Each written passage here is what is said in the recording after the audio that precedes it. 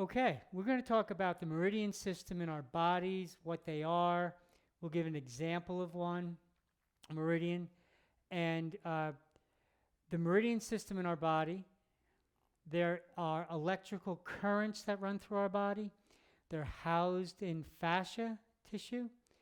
And it's really one continuous electrical current. And, from, say, point A to point B is associated with your gallbladder. Point B to point C would be your liver, and then your lung and large intestine, and so on.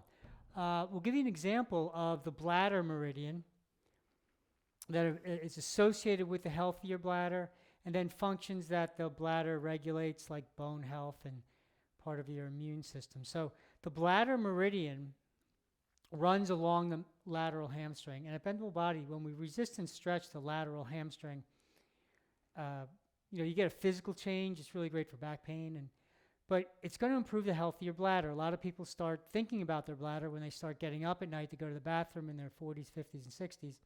So if you resist and stretch this, that'll help with that. So to give it a bit of an analogy, when you turn your kitchen light switch on, your bathroom lights don't come on, right? Your kitchen lights come on. And then when you turn your bathroom switch on, the bathroom lights come on. The kitchen lights don't come on. So if we stretch the lateral hamstring, we're directly improving the health of our bladder, because there's an electrical current here, again, that's housed in fascia, just like your electrical wire is insulated in this rubbery kind of, plasticky kind of material. So if you want to improve the health of your lungs, you don't go after your lateral hamstring, you go after the lung meridian muscle group. Okay? So that's how we think about it at the Bendable Body. We call the muscle groups by the organ. Bladder, let's stretch the bladder muscle group. Let's stretch the pancreas. Let's stretch the heart. And you want to know about these, because you're directly improving the health of these muscle groups. You're improving the health of the fascia. And it's important to know, as we get older, we want to enjoy this older age as it approaches. And then for performance as a younger person, if you want to become a better athlete, faster, stronger, you want more skill level, you want to change the fascia in this way. So how many meridian organ muscle groups are there, John? Well, we deal with 16 major organs. What are they? Gallbladder, liver, thymus, appendix, lung, large intestine, stomach, pancreas, brain, sexual, which are also associated with the governing and conception vessels in Chinese medicine, heart, small intestine, kidney, bladder, and pericardium, skin. Maybe you can show us, when you're done doing that bladder stretch, the general areas of the body where each of those muscle groups are. I think people would love to see that. Well, there's 8 in the legs that we associate, and then 8 in the arms. So let's start in the legs, because we're stretching this lateral hamstring. I'm pulling this heel back. I have a bent leg. The target muscles here, because we want to change the dense fascia in all the muscle groups, or where it's most prevalent, and then we'll get the change. It changes the entire current, the entire meridian. Even though we're only focusing here, it's going to affect the meridian, how it runs through the entire body. So the bladder is on the back outside of the body. Your IT band's associated with the gallbladder. Your quads are associated with the stomach. Sexual meridian runs on the front of the thigh. Then you have kidney on the groin, liver in the adductor, pancreas, medial hamstring, and then center back of the leg, which is the central hamstring, is brain. And then in the upper body, we'll use the arm as an example, because these are the muscle groups and the areas we stretch to affect these organs.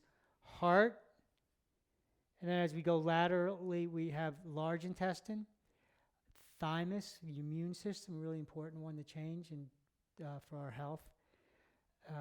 Skin on the back outside, small intestine on the very back of the arm, lung on the inside back.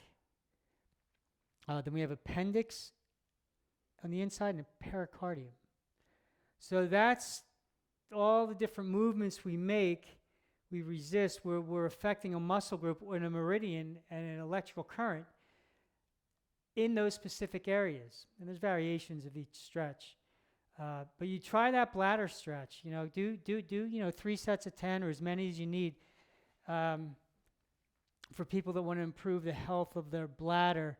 And then we have blogs for many of the other stretches So in addition to and getting organs. in addition to getting, like a physical change with biomechanics and pain and injury, and getting an organ change and, physiology. So this stretch would help the tissue in the lateral hamstring. It would help low back pain because that's really affected by that muscle group. Also, it would help your ankles. Then would help the functioning of your bladder and your urinary system. But what else? There's an emotional, psychological component here. Can you just briefly talk about that? Because each of these meridian muscle groups, you can change your psychology as well in a specific way.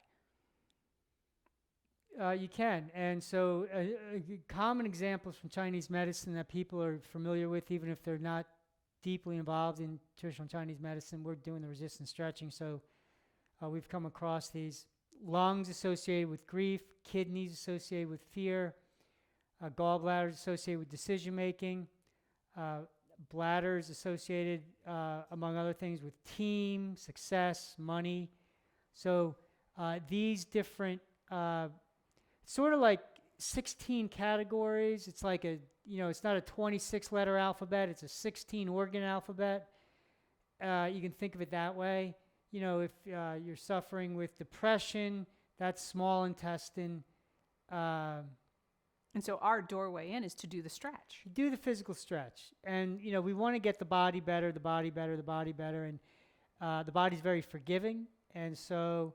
I just got an email from someone who was showing her dad the stomach stretch, and he doesn't know anything about these associations or the meridian system, and he noticed his voice got better. So... excellent. Stomach is associated with the voice. So the meridian runs right over the throat and goes up into the jaw. And that's really cool. how this system was figured out, was through observation of these changes. Oh yeah, direct experience. It's not. We didn't get it from a dictionary or from texts. It came through doing this resistance stretching. So then you have the experience. Quickly run everybody through how to do this stretch that you're doing so they can do it. So the target muscle is the lateral hamstring, and this is I'm in this position. I have the leg in front of me, the leg's turned out a little bit. So when I pull the heel back, I'm getting the lateral hamstring. If the foot was straight, I'd get brain. If the foot was turned in, I'd get medial and pancreas. So we want to get bladder. So we're going to turn that leg out a little bit. Variations, go. That's up to you. But generally speaking, you want to pull that heel back. This tightens up and engages and resists. You keep that resistance. The resistance is the movement. So I'm falling forward a little bit at the waist, but I'm continuing to resist, pulling that heel back. Let it go and go back to the start. So we're stretching, but the only way muscles stretch is when you resist. But you're also engaging the fascia, and that's getting healthier. And, then